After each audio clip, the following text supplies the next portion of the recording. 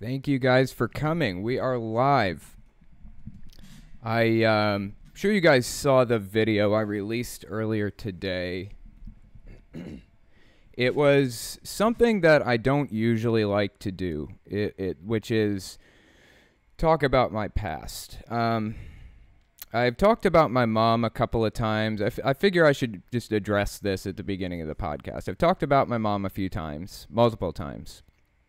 And I've talked about how I feel about her shunning me and various friends and family and things like that.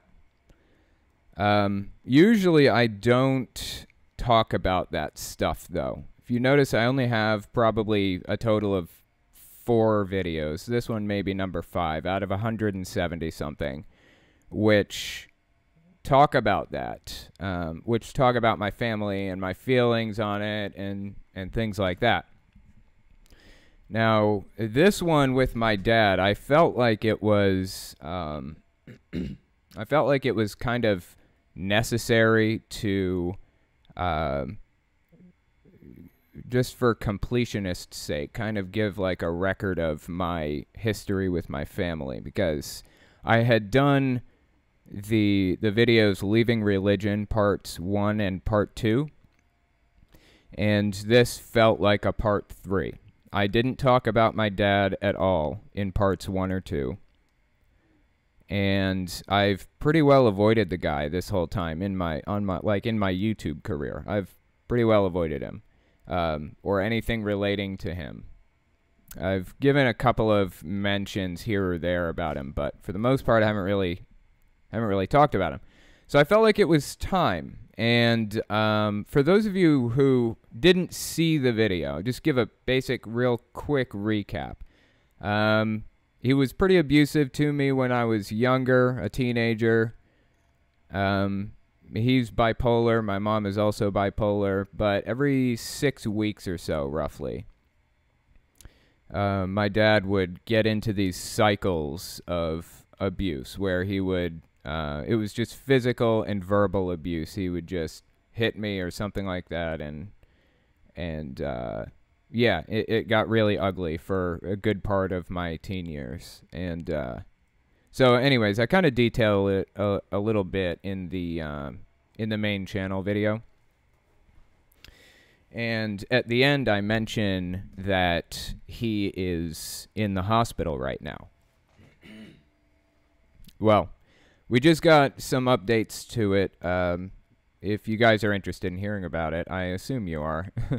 He's still not lucid. He's just completely out of his mind, not responding to commands. So if a nurse put her hand in his and said, "Can you squeeze my hand?" He's just staring into space, just lying there staring into space. Now, his limbs are moving around a little bit, like his leg will jerk or his arm will jerk or something like that. So we know he has motor control for the most part. And he's done some other things that indicate that as well. So a nurse put her hand in his, and she said, "Can you squeeze my hand?" And nothing, absolutely nothing. So he's completely out of it. They said it looks a little bit like a psychotic break, which can happen as a result of a lithium overdose, and he does take lithium. And apparently his lithium levels were a little bit high, but you have to take a lot of lithium to get a psychotic break, especially one on this level. Like, it's not a couple of pills. It's like a handful or more of lithium to get results like this. So at the moment, they're kind of treating it as like an accident, and this is basically the only lead that they have. It's not a great lead. They don't know exactly what's going on, but they're kind of just going with it. So they've stabilized his medicine now, and they're just kind of seeing where things go. They're hoping that stabilizing the medicine is going to bring him back to reality. So lithium and blood pressure medicine and metformin, and because he's diabetic, and a bunch of other stuff. So anyways, yeah, we're just kind of waiting it out, seeing where it goes. It was the 18th when he was found, He's found wandering the city aimlessly, just a complete mess. Like he hadn't used a real bathroom. He was just, walking around pissing himself and stuff. So for days, had no idea who he was or what his name was or where he lived. Couldn't even talk. He's nonverbal right now. So anyway, excuse me. I'm dealing with it. It's not, pleasant to hear that anybody is in this kind of situation. I wouldn't want to hear about my worst enemy being completely out of their mind like that, wandering around a city, a complete mess. That's sad. That's heartbreaking because we have empathy. We can put ourselves in their shoes, and we hope we never have to know what that's like. But at the same time, I don't have a great history with him, so we'll just play it by ear, one day at a time. We will see how things go. On another note, my just kind of a family update here. So Alpha Force Zero, or Kylie is her real name. Kylie's great-grandmother, a.k.a. Crate's grandmother, is in the hospital as well. She's had some issues. That happened on Friday, interestingly enough. Like, everybody's going to the hospital right now. She's had some issues, and she had to have a blood transfusion. And I told Kylie earlier that if she had been Jehovah's Witness, then she would be dead right now. So, I don't know. Something to think about. I'm just glad that she's okay, because she took me in and took care of me when I was kicked out on the street by my real family, by my blood family. She is my real family, so I have a lot more invested in her recovery than I do in my dad's or anybody else's.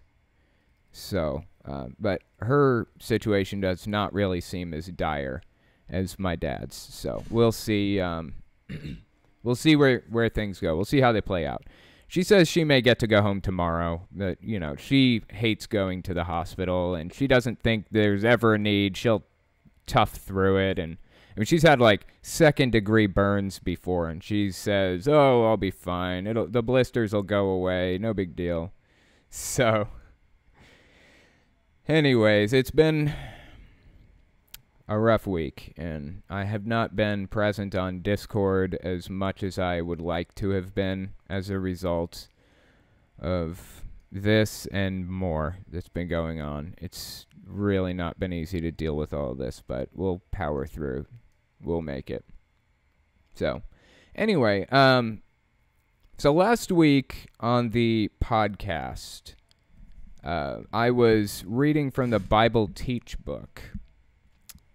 Kind of a clunky, shortened name for it. It's What Does the Bible Really Teach? That's the name of it. What does the Bible really teach? You don't have the answers. Catholics don't have the answers. We have the answers. Jehovah's Witnesses and nobody else.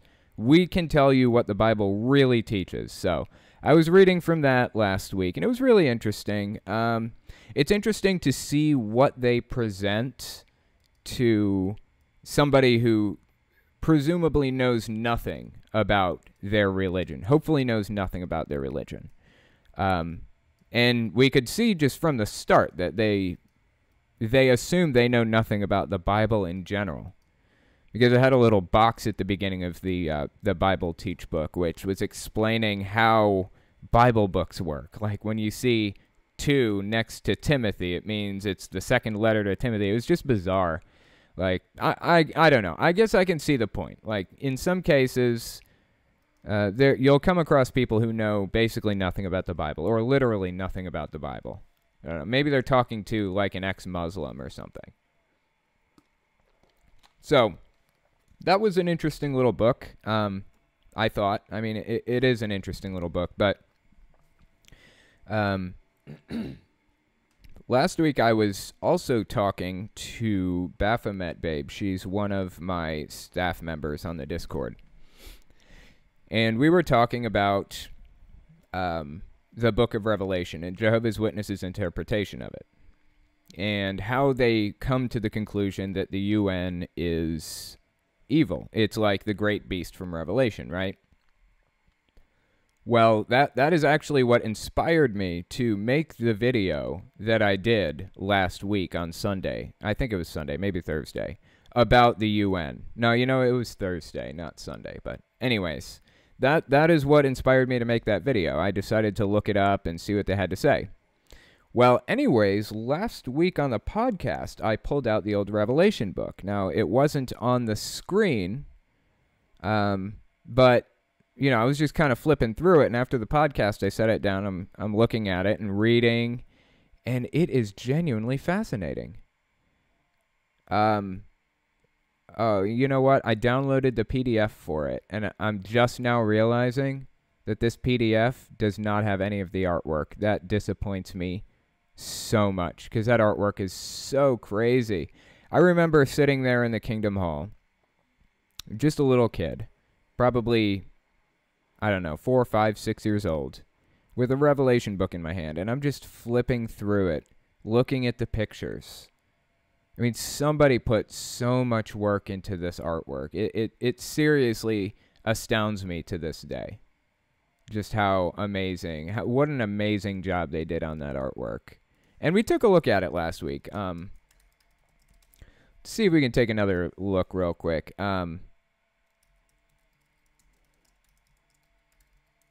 Okay, Revelation, its grand climax at hand, artwork. See if the Google machine can give us what we need. Yeah, so I don't know. I feel like the pictures, just like on Google Images, don't do it justice. But it's truly amazing. Like, you've got 7 bowls in the book of Revelation. I don't really remember what those bowls are all about, but yeah, I think it's 7. I could be totally off. It could be 4, but anyway. Yeah, and they draw pictures of hands pouring the bowls out and people crying and buildings falling, and as horrific and messed up as the story is, this is some damn good artwork, really. I mean, I remember specifically in the book of Revelation, it mentions the 4 horsemen, right?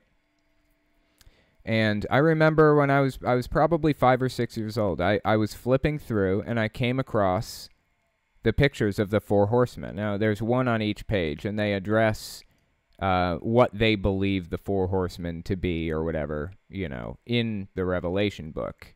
But let's see if we can find a picture of each of the 4 horsemen. Here we go. So one of them is on a white horse, holding an arrow, a bow and arrow. I assume that's supposed to be Jesus. I don't even know. Then there's the red one with that's supposed to be war. And then you've got the dark black horse, which is supposed to be famine and pestilence, I think, disease, something like that. And then the pale white horse with the skeleton on its back and the Grim Reaper in the background, that's supposed to be death. I don't know, it's just such graphic imagery, man. And look at this picture here. What is that? What am I looking at? Somebody please tell me what this is. It looks like Nebuchadnezzar, because that's how they depict Nebuchadnezzar. Of course, you have no idea what the dude looked like. But it looks like Nebuchadnezzar's head on a horse's body with a scorpion tail and fly wings. I can't imagine a case in which this picture would be applicable. I really need to go back through the Revelation book and give it another read. But anyway, I figured we'd read a couple of chapters from this. So, or a couple of paragraphs. So this is the Revelation book, right? And this is how it works. Each chapter in the Revelation, its grand climax at hand book, a.k.a. the Revelation Climax book, each chapter addresses a different chapter of the Bible. So we've got, let's just take a quick look at this, see if I can find which. Okay, this is chapter 27, and this is addressing Revelation 12, verses 1 to 17. That's what it's addressing the vision that was seen in that chapter, in those verses. So the subject says, the heavenly woman gives birth. Michael battles with Satan and casts him to earth.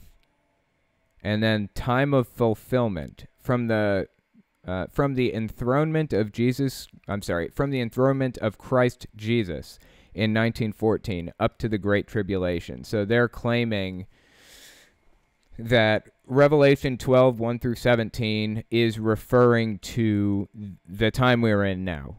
The time between 1914 and when the Great Tribulation hits. So I figured we'd just take a quick glance through. I was hoping to get to Revelation chapter 17. So this is Revelation 14. Let's see. Chapter 33 should be coming up. Yeah, okay, here. Chapter 33 in the Revelation Climax book. It addresses, so here's the subject of Revelation 17, 1 through 18. Babylon the Great rides a scarlet-colored wild beast that finally turns on her and devastates her. And then time of fulfillment from 1919 to the Great Tribulation. Now here is why the year 1919 is significant. So, Charles Taze Russell, the founder, had a whole bunch of predictions and all this math that he used to try to predict the end, right? And he made just failed prediction after failed prediction. There were some in the 1800s, there were some in the early 1900s, and finally he settled on 1914. That was the date. That was the year. That's when everything was going to crumble. That's when Armageddon was going to start and everybody was going to die and all that other good stuff. So 1914 rolls around. Nothing happens. And, well, actually, I'm sorry. Take a quick step back. 1913 was his original prediction. Nothing happened. So he reworks the math, pushes it forward again to 1914, saying, oh, yeah, there was no year zero. That's why. So then the math works out to 1914. 1914 rolls around. He realizes he cannot have another failed prediction because he's just going to hemorrhage people. So he tells them something did happen. Jesus came back invisibly. And he from what I've heard, the guy just walks into the room full of other Jehovah's Witnesses, well, Bible students is what they were called at the time, full of other Bible students, and says the time of the Gentiles is over. Just one day in 1914, randomly.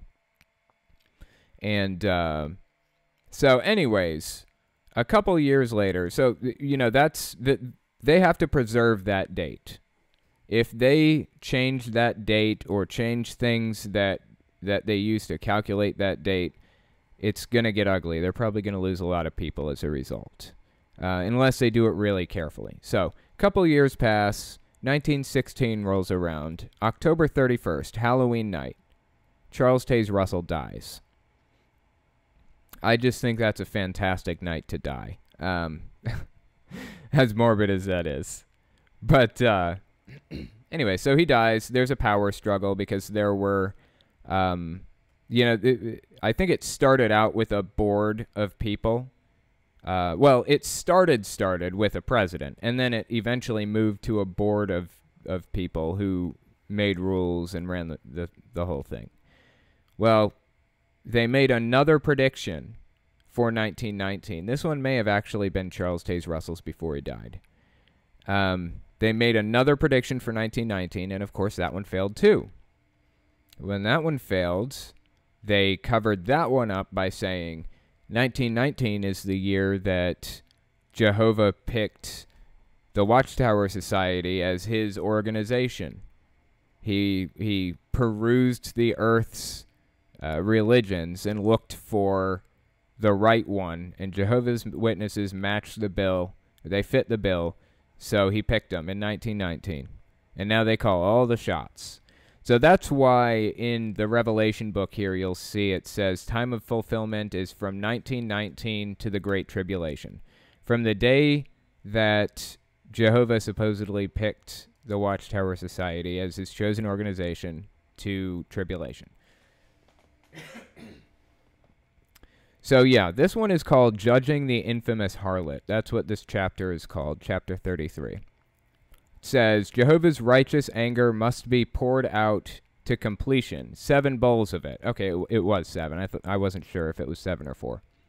When the 6th angel emptied his bowl at the location of ancient Babylon, it fittingly symbolized the plaguing of Babylon the Great as events moved swiftly toward the final war of Armageddon.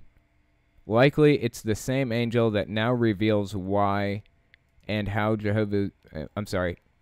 likely, it's the same angel that now reveals why and how Jehovah executes his righteous judgments.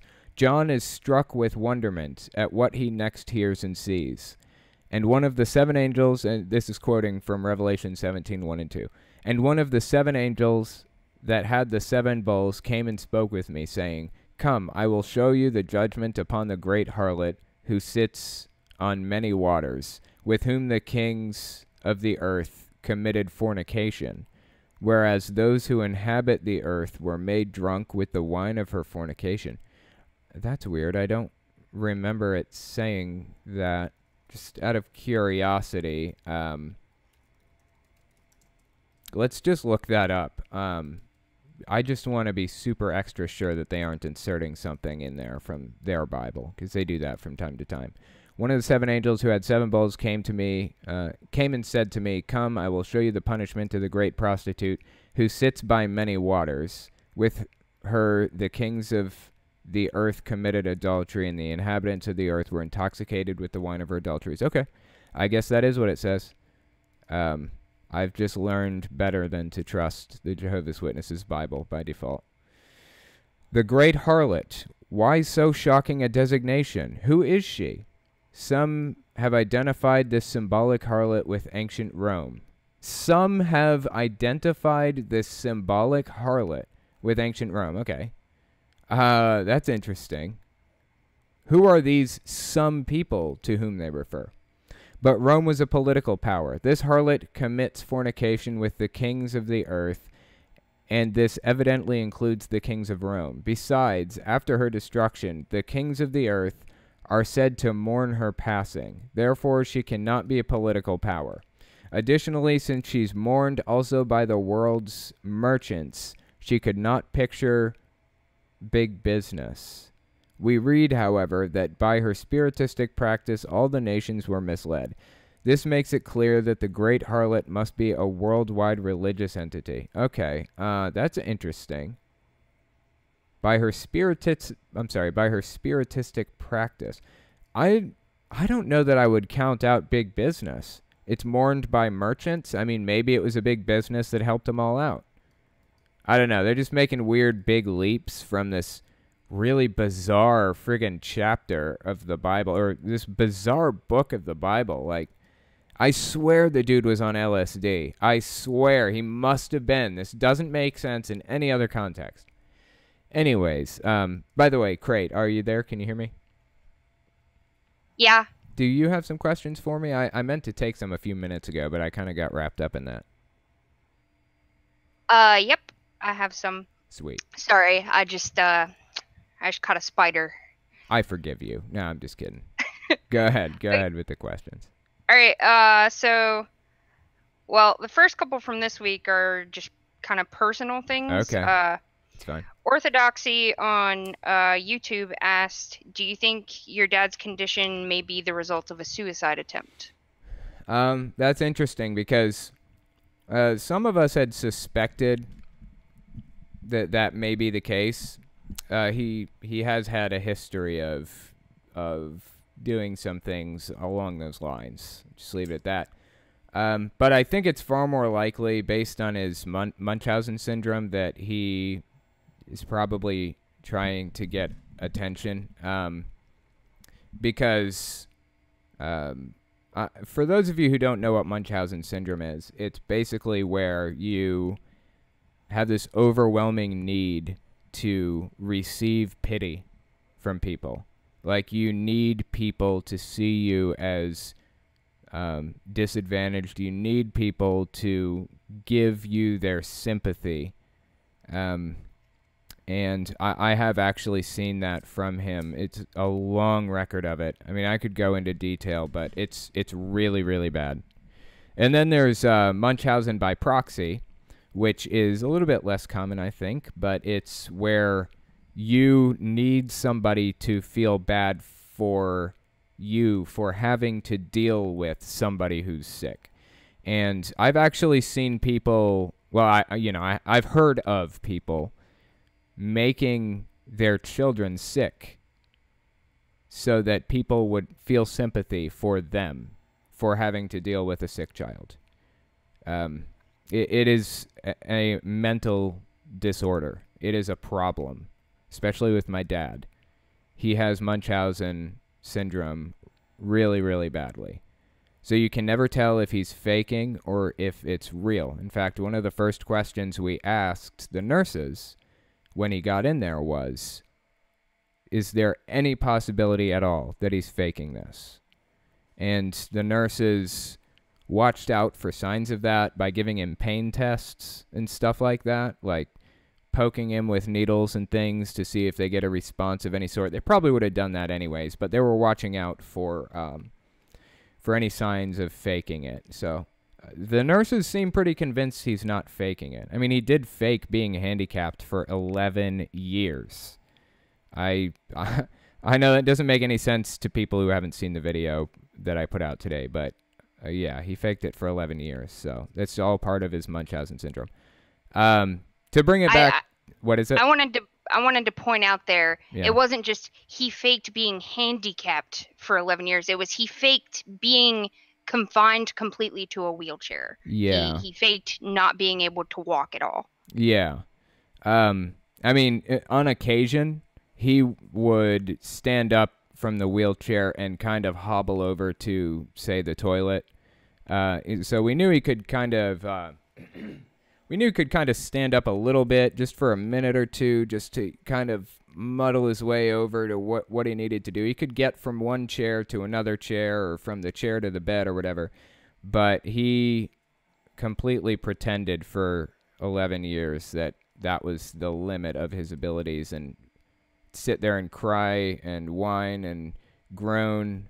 I mean, all day. It was just crazy. I mean, the dude would go to a lot of trouble to get sympathy from people. So, anyways, I don't know that it's a suicide attempt. That's possible. I think it's probably more likely it was an attention technique, trying to get attention from people to feed the Munchausen syndrome. Anyway, next question. Well, the next thing isn't a question yet, but Okay. A lot of people have said this. Baphomet specifically said, "Best of luck to your family," and she hopes that everything turns out for the best. If you need to talk, she's there. Okay. I appreciate and that. That's echoed a lot across a lot of people as well. So I appreciate it, guys. That is very appreciated. I'll make it through. It's just gonna take time, and usually my method of dealing with this kind of thing is throwing myself into work or something. So, anyways, go ahead. What was the next one you had? Did you have more? Yeah. QF Glenn from Discord. He wants to know if there are any good times you remember with your dad that you're willing to share. Yeah. When my brother first moved out, my next oldest brother. So when he left, it was just me and my dad, and then my mom was at work all day, and it was summertime. I was probably, I want to say I was on the younger end. I don't think I was 11. I may have been 11, maybe 12. But he would lay in the bed in his bedroom because he was, at the very least pretending to be incapable of getting out of bed, really. He spent a lot of time in bed, reading books and stuff like that. Anyway, I'd sit in his wheelchair there next to the bed and talk to him, and we had this sticky hands, like, I I don't know. It's one of those things you get out of the quarter machines that you throw it at a wall and it sticks to the wall. You pull it back. He and I would sit in that bedroom and just throw the sticky hand into the fan for like hours just to watch it just fling at the wall, and then I'd get it down and we'd do it again and talk the whole time. That only lasted for that single summer before things took a turn for the worse. So, and little did I realize at the time he was being verbally and emotionally and mentally abusive to my mom the entire time. So, anyways, it kind of cancels out all the good. Not entirely. It doesn't entirely cancel out the good. It shows me that there is good in the guy. I just haven't seen it since I was 11. So, anyway. Next question. That's all we have from this week, but I do have a couple from last week if you want another. Yeah, go ahead and give me a couple. Okay. Let's see. We got another one from Baphomet, which is, what will you do if you run out of religious content?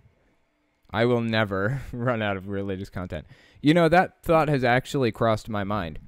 I looked up how many cults there are, or classified cults at the very, like how many religions have been classified as cults. Just out of curiosity, it's around 900. So I've been doing YouTube for 2 years, or 2.5 years. I haven't focused on cults that entire time. But 2.5 years has gotten me about 100 and...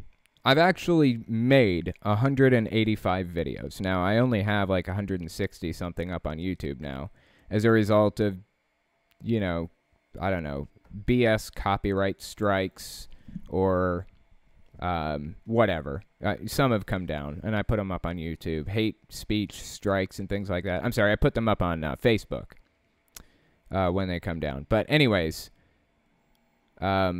So 185 videos roughly over 2.5 years. I could do a new cult twice a week for how long? Years. Probably 5-10 years before I run out of cults.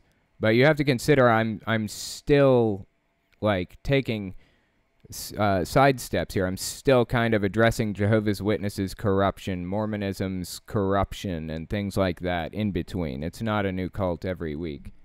So I really don't think I'll ever run out of religious content. But, you know, on another note, I have seen a lot of like atheist YouTubers, for example, The Amazing Atheist, kind of burn out on religious content. That was a big problem in 2016, 2017. Most of the atheist YouTubers kind of burned out on the content. Armored Skeptic, Logic, they felt like all the arguments had been addressed, and they were kind of done with it. But as that may be true, as they may have addressed most of the Christians' arguments, there are always new Christians coming in with new arguments, and there are always new atheists coming in looking at the information. There are always going to be Jehovah's Witnesses leaving their religion. There will always be, until the day the thing gets crushed completely. But if you think about it, even Heaven's Gate has 2 or 3 members left on this planet. The rest are off on some other, I don't know, collab maybe? I don't know. Anyway, the rest are off riding a spaceship with behind the Hale-Bopp comet. Anyways, there will always be Jehovah's Witnesses, always. Even if the organization gets completely crushed, there will still be some. So I will always have a place addressing Jehovah's Witness, Mormon, and other cult-related content. Okay, I'll take one more question. I'll try to make it quick this time. Okay, first, .nerd is dying for me to tell you that she sends you hugs. Oh, okay. I appreciate the hugs. And then the last question will be, what would you do if someone twists your words and hurts someone because of it? Like treating you like a god? Right. That's interesting. People actually twist my words a lot, I've noticed. And it's usually for the worse. Like I I don't want to give any specific examples because I don't even remember any specifically at this moment, but yeah, I've had people taking some situation that's happened and completely warping it out of recognition to turn me into this horrible monster. That's happened multiple times. But really, there's nothing I can do about that, unfortunately. There's just nothing that can be done. People are going to be trolls sometimes, or people will, what's the word I'm looking for? People will over-exaggerate who I am or my accomplishments or whatever, and they will blow up a little bit what I've done and treat me in a certain way that is not warranted. I am not a god. I'm just a normal person, just like any of you. I just happened to have some experiences that hurt me to a high degree, as many of you have, and I just so happened to decide to try to do YouTube. That's the only difference between me and anybody else who's listening to this. So, anyways, yeah, you guys probably come to see that eventually as I talk to you on Discord and stuff. I'm just a normal person. There's really nothing special about me. But, yeah. Okay, well, I guess that's the last question I'll take for the moment. There is somebody wow, the podcast does not have as many people as it did last week. Interesting. So there was a person on here I wanted to speak to, and I don't actually see them on the list. They were supposed to. I actually skipped over them one week, and I was gonna get them the next week, and they weren't there, and they're on the list, but I don't see them in the podcast. So for the moment, I will speak with Planar Walk. Are you there, Planar Walk? Can you hear me? Hello? Hey. Can you hear me? Yeah, I can hear you. How's it going? Good. Yourself? Oh, not too bad. I'm making it. So tell me, what religion were you originally? Are you still religious, or? Well, that's a hard question because when I was a kid, we had these things called Bible in schools, right? Right. And when that happened, I was like, oh yeah, God's real and everything. But later on, what happened was I played the God of War series, and that kind of opened my mind to the idea of to the idea of more gods. And so I was like trying to make this sort of religion with all the different gods from all the different. Okay, so you were trying to kind of incorporate every god into a single kind of religion. Is that fair to say? Yeah. Okay. But then I sort of realized that they're all bullshit. Right. So you kind of moved to atheism. Is that a good assessment, or? Yeah. Okay. Interesting. How long ago was that? Has it been a while, or was it recent? It was quite a while ago. Yeah, I can't remember exactly when, but there was sort of this point where I was more against religion because I realized that it could that it could be kind of damaging to society. Sure. Yeah. Yeah, that's interesting because there's I imagine, since you're atheist and you watch my channel, you probably have seen a lot of genetically modified skeptic or apologia or people like that who talk about anti-theism. Have you heard anything about anti-theism? Oh, yes, I have. It's for people who don't know, it's basically they're trying to basically take the term back to mean that they think that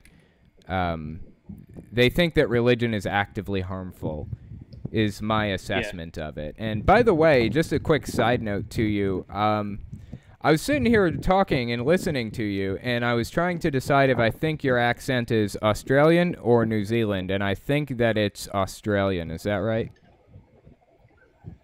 Well, funny story, I'm actually in Australia right now, but I'm from New Zealand. Ah, damn it. Oh, it was close. Okay. Well, anyway, it was the way you said against, I think, was what made me think it was Australian. But anyway, that's cool. So how do you like it in Australia? Oh, it's pretty nice. I've met a whole lot of new people here. Yeah. Unfortunately, I've only got a few more weeks. You're only going to be there a few more weeks? Yeah. But you like it there pretty well? Do you not want to go back, or? Well, the internet is better in the internet is better in New Zealand, but over here it's a lot more sunnier.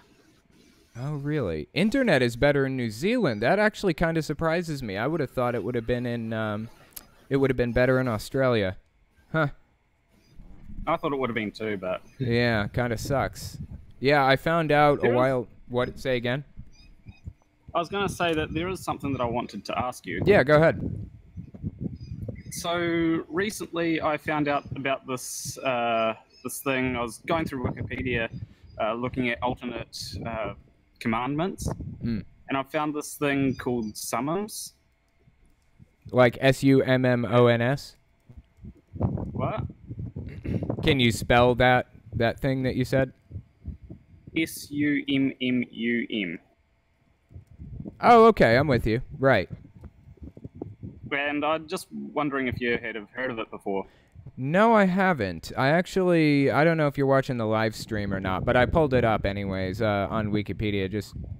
Don't get me wrong, Wikipedia is a really, really bad source. Don't even get me started on how bad it is, but I can at least kind of get a general idea of what it is from here. But no, I have not heard of that before. It looks like something to do with philosophy.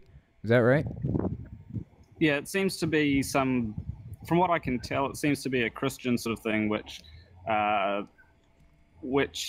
doesn't, from what I can tell, it doesn't completely take the Bible literally. But I do like some of the 10 Commandments here because the 7th one is very, very funny to me. Wait, is it? Let me read it out. You tell me if this is the one you're talking about. Number 7, gender is in everything. Everything has its masculine and feminine principles. Gender manifests on all levels. Is that the one? Yes, it is. That is the one that I find very funny. That is pretty interesting. What do you think about it? Like, what are your thoughts on that? Well, I can sort of see where they're coming from, but I just find it really when you've heard about the whole Apache helicopter gender thing. Oh, yeah. It just Yeah, yeah. I'm with you. I've noticed that, like, I did a video on spirit science a while back. It was like the moon or some shit like that. And they were saying the moon is feminine and the earth is masculine or some nonsense like that. I don't even remember what it was all about, but people want to take like human characteristics and apply them to things to which they can't possibly be applied, you know? It's just... I was actually talking to someone recently who was saying about how he can see that the star signs represent him so well, and I was trying to explain that it's because of the vagueness of a lot of these characteristics that they apply to certain star signs. Right. Yeah, I'm sure you've probably heard this test before, but if you go into a room with a big old audience, right, and you have the horoscopes for all of the months or whatever. I don't even know how horoscopes work, but you have all of the horoscopes there, and you ask, who here is this? Who does this describe? And you read the horoscope for, say, Cancer or whatever. Then, hypothetically, 1/12 of that audience should raise their hands, right? But it's like a ridiculously high number, like everybody seems to think that the horoscopes apply to them. It's because it's so vague, you know. And it's pretty interesting. That's what I was trying to. That's what I was trying to explain to him.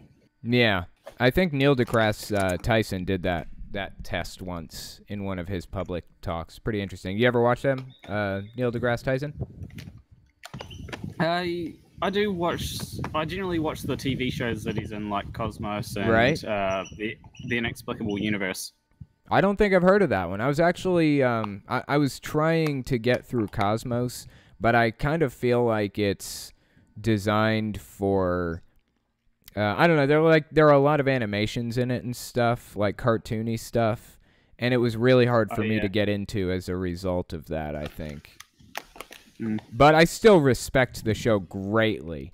There's something about the dude's voice that's just like enough to put you to sleep sometimes. Like, he's so fascinating, has so much to say, but the dude's voice is just like, it lulls you to sleep. You know what I mean? Well, that's why I suggest people just listening to the audiobook of Astrophysics for People in a Hurry, I think it is. Yeah. And yeah, so you'd learn stuff as well as getting good night's sleep. Yes, I actually have that. I have not read the audiobook yet, or listened to it, I mean. I have not made it through, but one of these days I really want to listen to it. It's really interesting, but anyway, I appreciate you coming on and talking to me. It's been an interesting chat, and maybe we'll talk again, okay? Yeah, thanks. Yep. Yeah, that's pretty interesting. Unfortunately, I'm a little bit low on time. I wish I had more. But that's okay. Actually, I see the person here now. Are you there? It's Fish. Can you hear me? Yeah, man. Hey, what's up? Oh, not too much. I've seen you around the Discord a few times, and I actually missed you on one of the podcasts recently. I'm sorry about that. I didn't mean to. Yeah, no, it's fine. That was totally my fault. I got my days switched around, and so. Okay, well, you're here now, and that's what's important, right? Yeah. So you are religious, as far as I know. Is that correct? No, I very recently, I mean, just a couple months ago, I kind of fell away from religion in general. Oh, and okay. Yeah, it was a lot of issues with just recently I've really started to try to, I guess, be more of myself and like break down my facade that I've been holding up 90% of my life. Sure. Like, yeah, because I was just forced into such a shitty situation as like a really young, like 4 years old. Sure. And I did not want to deal with that, so right. I just kind of blocked everything out and disconnected. And I'm just now trying to do that, and so I'm really becoming more aware of everything around me. Well, good. I mean, it sounds like you're on the right track. So where did you come from then? What was the religion you were a part of? Originally it was, I think, Baptist, I want to say. And like, that's the main thing, is I want people to know that like you don't have to be in any of these specific religions like Jehovah's Witnesses or Mormonism, like, to be in a cult-like situation, because you can be in one of these less, or more moderate, relaxed groups, but depending on who the people in those groups are, right, the whole environment can change. And for me, those people were, or that person was my mom. Okay, how so? Well, it was when I was 4, my parents got divorced, and she became obsessed with bringing down my dad, just completely, sending him to prison and ruining his entire life. And me, being a young child with a very malleable mind, she, influenced you, I guess. She kind of used my overactive imagination against me, as leading me to believe the more supernatural side of Christianity. So angels, demons, having physical embodiments, and a war going on in front of our eyes and not seeing it. And like, it's just so incredibly insane to me that I would believe that now, but I truly did believe it. And so once that idea got into my mind, as long as she kept saying or alluding to my dad being a terrible person, the more easier it became for her to convince me that my dad was literally a servant of Satan. Right. So she convinced you that demons and Satan and other supernatural beings physically existed and that they were controlling your dad. Is that a fair assessment? Yes. There? So you don't feel like her, for lack of a better term, crucifixion of your dad was fair, or? No, it wasn't at all. It was. She spread this terrible lie that is just unimaginable. She said unimaginable things like him molesting me on a daily basis that never happened. Right. And I mean, I was a young kid, so when she started early telling me that these things were happening, I didn't know what it meant. Right. So I believed it. And so whenever I was asked if he did, I said, yeah. I didn't know what I was saying.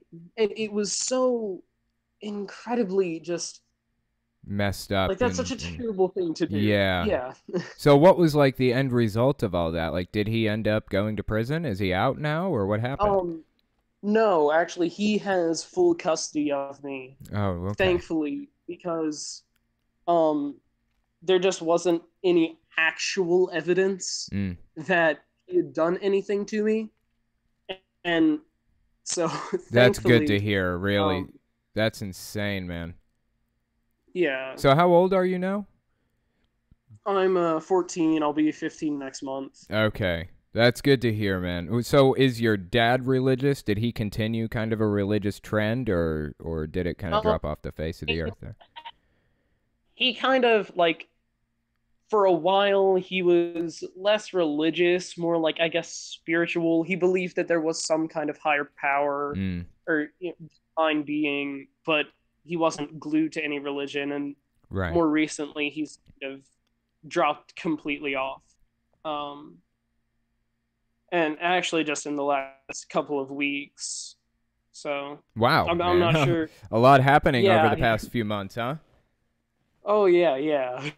And I mean, it's been crazy. That is awesome. That's really good to hear, though, man, because so many times, I mean, don't let me get on my soapbox here, but I happen to know personally that, at least in my state, that the courts always favor the mother over the father, no matter what. They believe the mother over the father, no matter what.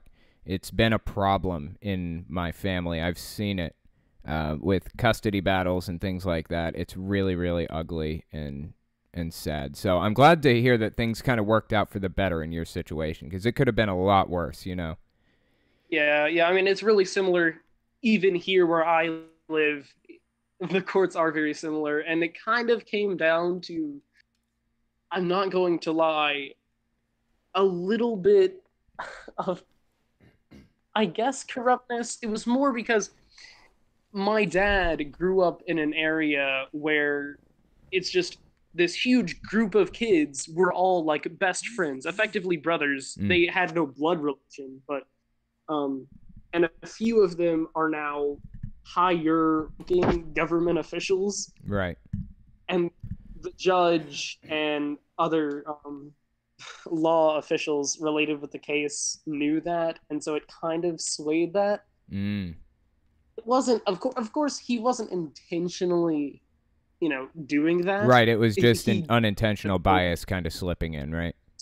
Yeah, and that may have completely saved me from... Right. Well, it worked in our favor in this case. I am glad to hear that played out. Unfortunate bias it got involved at all, but, the right thing happened, and there's really no good way to remove all bias. But anyways, that's a really interesting story, and I appreciate you coming on and talking to me. I wish I had more time to talk, though. But I'll get you again one of these days. Does that sound okay? Yeah, can I just say one Sure, real quick go ahead. thing? Yep.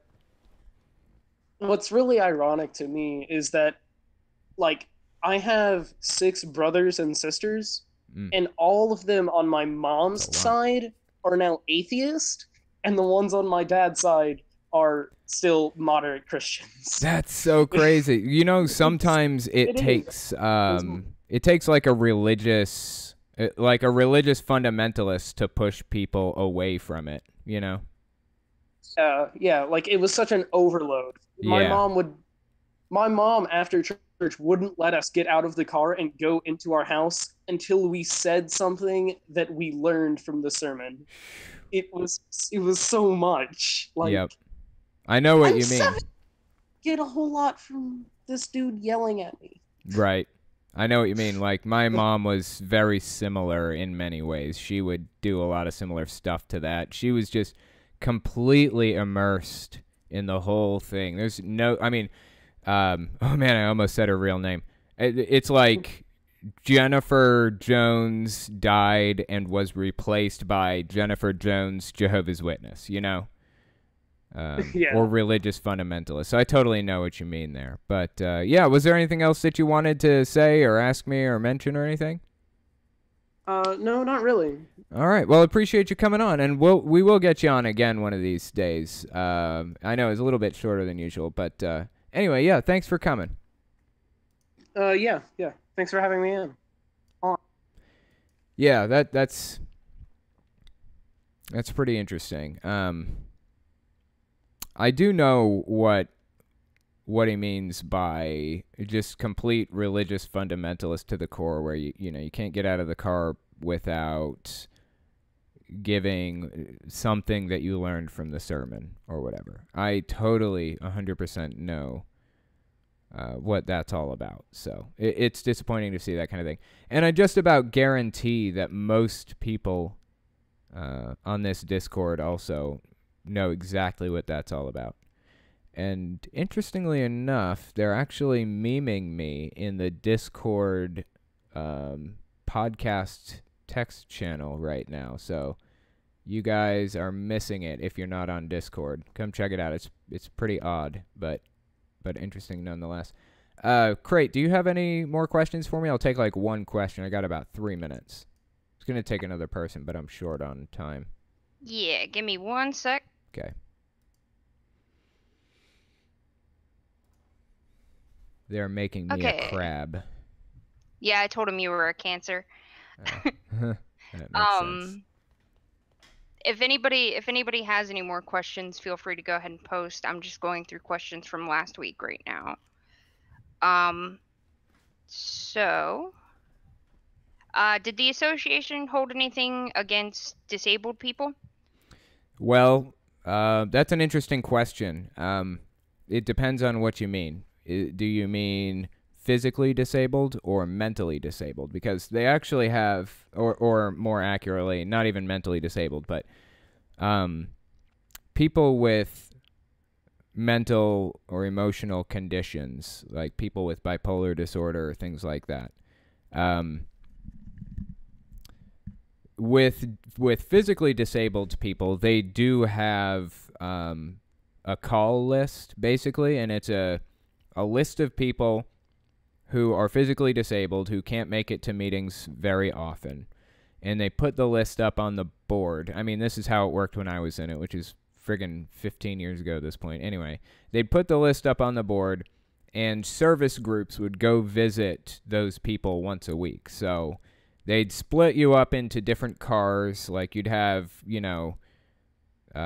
say 3 or 4, maybe even 5 people in a single car. They'd take a van, and they would, that group would go visit one of the disabled people on the list. So they actually took good care of, or they put a lot of time and effort into giving attention to people who were disabled. I know because my dad was on the call list basically for like years. And they'd come over. Some of the witnesses were really, really nice people. I mean, I have nothing against Jehovah's Witnesses as people. Some of them are genuinely, honestly, really good people. And some of them would come over and they would sit with my dad and talk to him for hours, just about anything.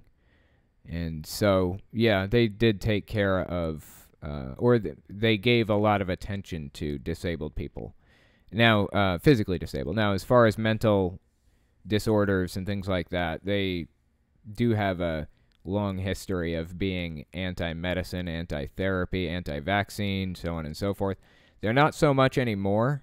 They have kind of gone in between discouraging that stuff, outright banning it, and then being okay with it at various times. But yeah, I mean, obviously both my parents had mental problems. Both of them were bipolar, and I had to deal with a lot of that.